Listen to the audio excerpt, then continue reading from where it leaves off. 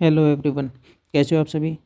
जैसे आप सभी को पता है, हमने एसएससी एमटीएस के लिए एमटीएस एक्सपीरियंस सीरीज स्टार्ट कर रखी है अपने चैनल पे। और उसी की आज हमारी क्लास नंबर 10वीं है।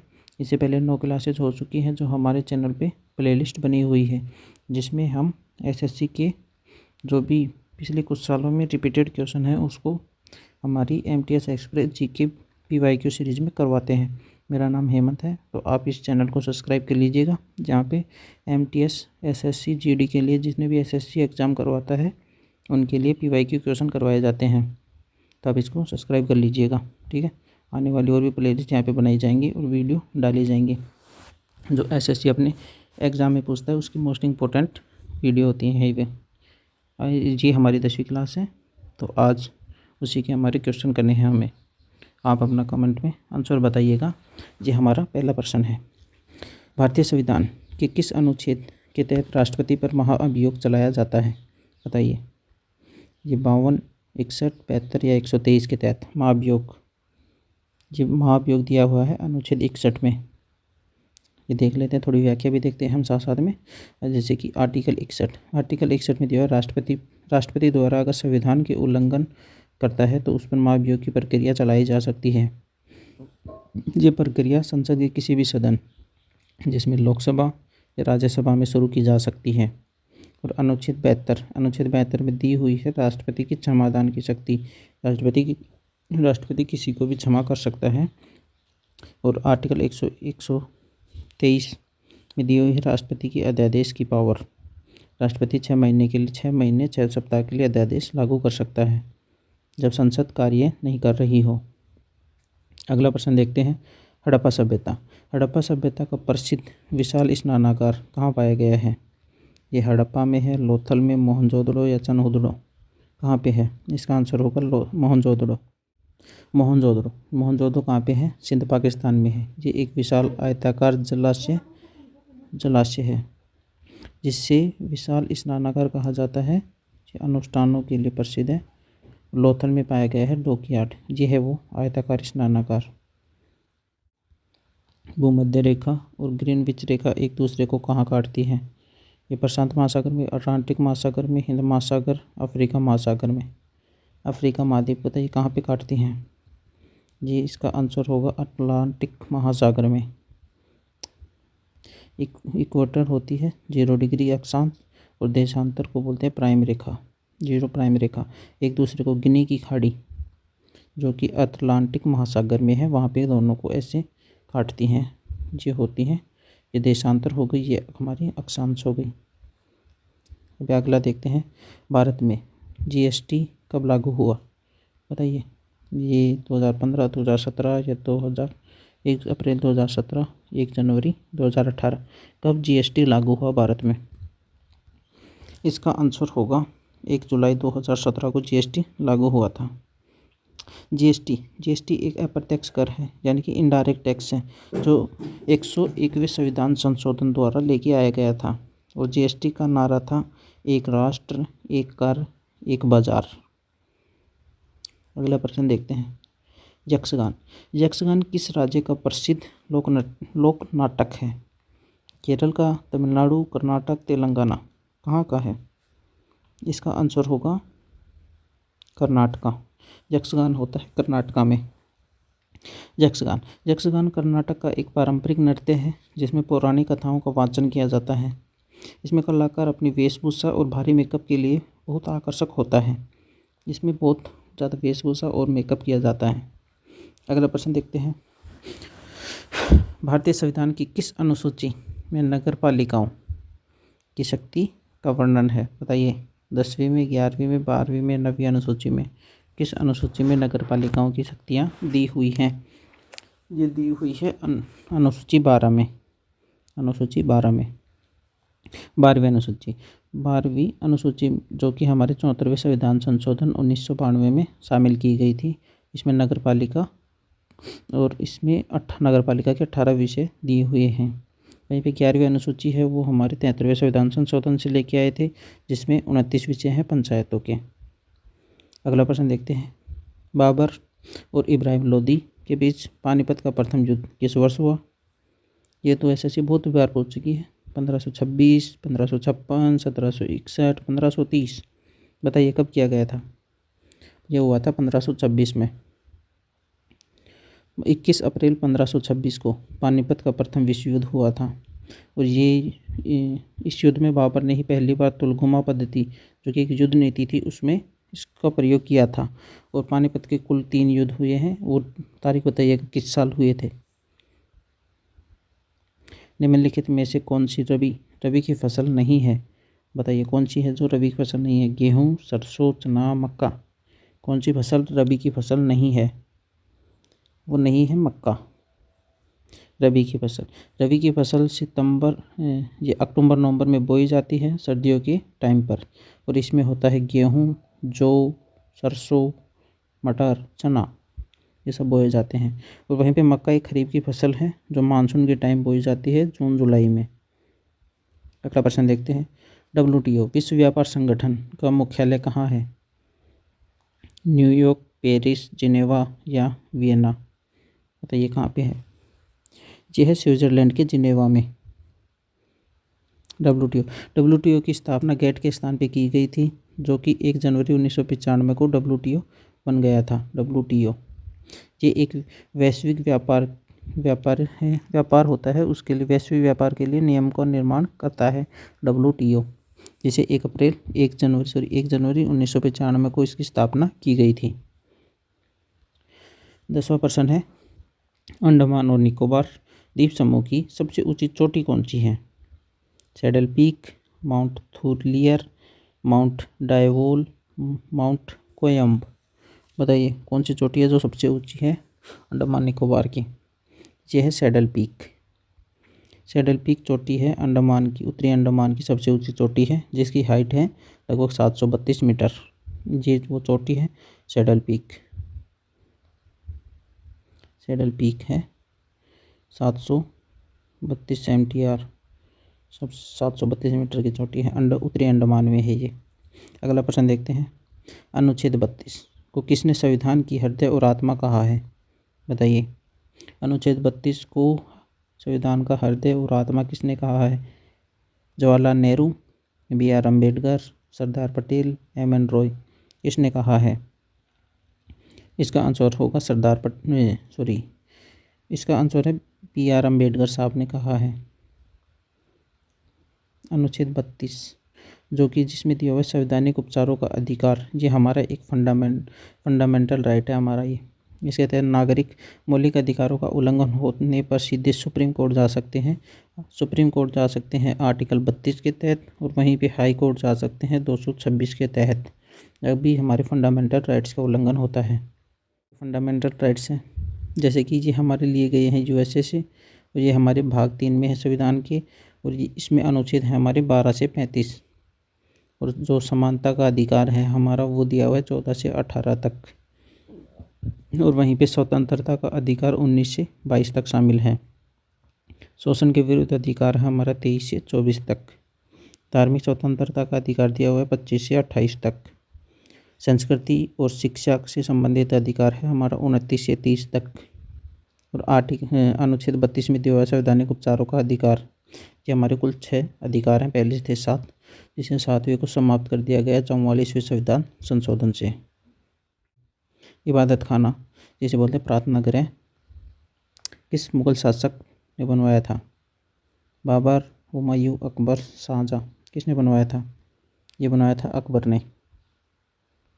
1575 में फतेहपुर सीकरी में इबादत खाना बनवाया था, जहाँ पे धार्मिक के विद्वान होते थे, वो यहाँ पे आके चर्चा करते थे।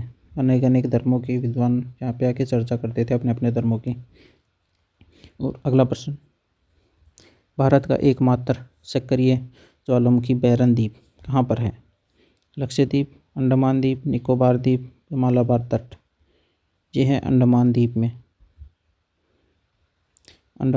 है ये बैरन द्वीप है, जो दक्षिण एशिया का एकमात्र सक्रिय ज्वालामुखी है, जो अंडमान सागर में है। और ये भारत का भी सक्रिय ज्वालामुखी है, एकमात्र ज्वालामुखी है भारत का भी। ये है बैरन द्वीप। अगला प्रश्न देखते हैं। अर्थशास्त्र में रेपो रेट का अर्थ क्या है? वह दर जिस पर बैंक ग्राहकों को ऋण देता है, या फिर वह दर जिस पर आरबीआई बैंकों को अल्पकालीन ऋण देता है, या फिर वह दर आरबीआई को पैसा उधार देता है, बैंक आरबीआई को पैसा उधार देता है, वह दर जिस पर सरकार कर वसूलती है। कौन है इसमें सही आंसर? रेपो रेट का अर्थ क्या है इसमें से रेपो रेट का अर्थ है वह दर जिस पर आरबीआई बैंकों को अल्पकालीन ऋण देता है। ये है रेपो रेट होती क्या है अक्सर, जैसे कि जब बैंकों के पास धन की कमी होती है तो वो आरबीआई के पास जाते हैं ऋण लेने के लिए, और जिस दर पर आरबीआई बैंकों को ऋण देता है उसे ही रेपो रेट कहते हैं। ये कुछ मार्केट ऑपरेशन है जो आरबीआई करता है, जिसे बोलते हैं OMO, जिसे बोलते हैं open market operation, OMO, open market operation. एक होता है RRR, रिवर्स रेपो रेट। एक होता है RR, जिसे बोलते हैं रेपो रेट, और एक होता है कैश रिजर्व रेशियो, CRR। एक होता है SLR, जिसे बोलते हैं स्टैट्यूटरी लिक्विडिटी रेशियो। ये 3 तो 5 हैं जो ज़रूरी हैं हमारे ऊपर के, तो इसे याद कर लीजिएगा फुल फॉर्म। अगला प्रश्न देखते हैं। कुचिपुड़ी शास्त्रीय नृत्य किस हिंदू देवता की पूजा के रूप में किया जाता है? भगवान शिव, भगवान कृष्ण, भगवान गणेश या देवी दुर्गा? इसका आंसर है भगवान कृष्ण। इसको याद रखना, कैसे कुचिपुड़ी कैसे कृष्ण, ऐसे याद हो जाएगा जल्दी। आंध्र प्रदेश, ये कुचिपुड़ी नृत्य है वो आंध्र प्रदेश में किया जाता है, जो भागवत पुराण और भगवान कृष्ण की लीलाओं से संबंधित है। अगला देखते हैं। 2026 का G20 शिखर सम्मेलन की मेज़बानी कौन सा देश करेगा? ये ब्राज़ील, दक्षिण अफ्रीका, USA या भारत? कौन करेगा 2026 G20 की अध्यक्षता? इसका आंसर है USA, संयुक्त राज्य अमेरिका। 2024 में किया था ब्राज़ील ने, 2025 में किया था दक्षिण अफ्रीका ने, 2026 में करेगा USA G20 की अध्यक्षता। अगला प्रश्न, चोल साम्राज्य की स्थापना किसने की थी? राजराज चोल ने, विजयालय चोल ने, या फिर राजेंद्र चोल या आदित्य प्रथम ने? किसने चोल साम्राज्य की स्थापना की? इसका आंसर है विजयालय ने। विजयालय 9वीं सदी में पल्लवों को हराकर ही चोल साम्राज्य की नींव रखी गई थी और इसकी राजधानी बनी थी तंजौर। अगला प्रश्न देखते हैं। सौरमंडल के किस ग्रह को पृथ्वी की जुड़वा बहन कहा जाता है? मंगल, शुक्र, बुध या शनि? किसे कहा जाता है पृथ्वी की जुड़वा बहन? सबसे गर्म ग्रह भी यही है। इसका आंसर है शुक्र ग्रह। आकार में और द्रव्यमान में पृथ्वी के समान होने के कारण ही इसे पृथ्वी की जुड़वा बहन कहा जाता है, और ये सौरमंडल का सबसे गर्म ग्रह भी है, और इसे ही मॉर्निंग और इवनिंग स्टार कहते हैं। मॉर्निंग और इवनिंग स्टार। अगला प्रश्न, गरीबी हटाओ का नारा किस पंचवर्षीय योजना के दौरान दिया गया? तीसरी पंचवर्षीय योजना, चौथी पंचवर्षीय योजना, पाँचवीं पंचवर्षीय योजना, छठी पंचवर्षीय योजना? किस योजना के तहत दिया गया था? जिसमें होगा पाँचवीं पंचवर्षीय योजना। पाँचवीं पंचवर्षीय योजना जो कि 1974 से 78 के दौरान आई, जिसके टाइम PM थी इंदिरा गांधी ने ही आत्मनिर्भरता पर जोर देने के लिए ये नारा दिया था कि गरीबी उन्मूलन हो। ये हमारी कुछ पंचवर्षीय योजनाएं हैं जो ज़्यादा ज़रूरी हैं, वो मैं बता देता हूँ। जैसे कि एक है हमारी पहली पंचवर्षीय योजनाएं हमारे लिए ज़रूरी है।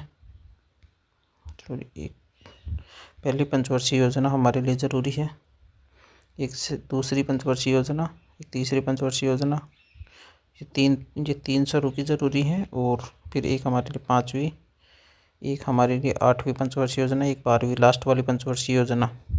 ये पंचवर्षीय योजनाएं ज़रूरी हैं। ये PDF में मिल जाएंगी आपको हमारे टेलीग्राम चैनल पे, वो मैं लास्ट में बता दूंगा कहाँ पे है। अगला प्रश्न देखते हैं। अनुच्छेद 21A के तहत कितने वर्ष के बच्चों को शिक्षा का मौलिक अधिकार दिया गया है? बताइए। 5 से 14 तक, 6 से 14 तक, या 6 से 18 वर्ष तक, या 3 से 14 वर्ष तक? 21A आर्टिकल बताइए। इसका आंसर होगा 6 से 14 वर्ष के बच्चों को अनुच्छेद 21A दिया गया है। ये है क्या? ये एक 86वें संविधान संशोधन जो 2002 में हुआ था, तब इसको जोड़ा गया था। इसमें शिक्षा के अधिकार को मौलिक अधिकार बनाया गया था बच्चों के 6 से 14 वर्ष तक। और एक इसमें हमारा DPSP भी है, DPSP वो कौन सा आर्टिकल है वो बताइएगा, कौन सा आर्टिकल है। अगला प्रश्न, कावेरी, कावेरी का उद्गम स्थल कहाँ पे है? महाबलेश्वर, त्र्यंबकेश्वर, ब्रह्मगिरी पहाड़ियाँ या अमरकंटक? ये है ब्रह्मगिरी पहाड़ियाँ, कावेरी ब्रह्मगिरी पहाड़ियों से निकलती है। कावेरी, कावेरी नदी कर्नाटक के कोंगाडू जिले से निकलती है ब्रह्मगिरी पहाड़ियों से। इसे ही दक्षिण की गंगा भी कहा जाता है। ये कावेरी को कैसे याद रखेंगे? कावेरी, कावेरी कैफोर, कावेरी कैफोर कर्नाटक, कैफोर कोगाडू, ये ब्रह्मगिरी पहाड़ियों से निकलती है। अगला प्रश्न देखेंगे, प्रसिद्ध पशुपतिमुहुर सिंधु घाटी सभ्यता के किस स्थल पर मिली? हड़प्पा, लोथल, मोहनजोदड़ो या धोलावीरा? कहाँ पे मिली थी? इसका आंसर होगा मोहनजोदड़ो से। मोहनजोदड़ो से प्राप्त मुहुर पर एक योगी की आकृति है जिसे जॉन मॉर्सल ने ही आद्य शिव कहा था। अगला प्रश्न है, भारत का CAG जिसे बोलते हैं भारत का नियंत्रक एवं महालेखा परीक्षक अपनी रिपोर्ट किसे सौंपता है? प्रधानमंत्री को, लोकसभा अध्यक्ष को, भारत के राष्ट्रपति को या वित्त मंत्री को? किसे सौंपता है? CAG अपनी रिपोर्ट किसे सौंपता है और किस आर्टिकल के तहत? ये होगा भारत के राष्ट्रपति को देता है अपनी रिपोर्ट। ये इसमें देख लेते हैं। हमारा जो CAG है आर्टिकल 148 से 151 तक, और 151 के तहत ही CAG अपनी रिपोर्ट यानी केंद्र सरकार के खाते से संबंधित अपनी रिपोर्ट है वो राष्ट्रपति को सौंपता है, और राष्ट्रपति ही इसे संसद के पटल पर रखता है लोकसभा और राज्यसभा के समक्ष। अगला प्रश्न, मुद्रास्फीति के दौरान किसे सबसे अधिक लाभ होता है?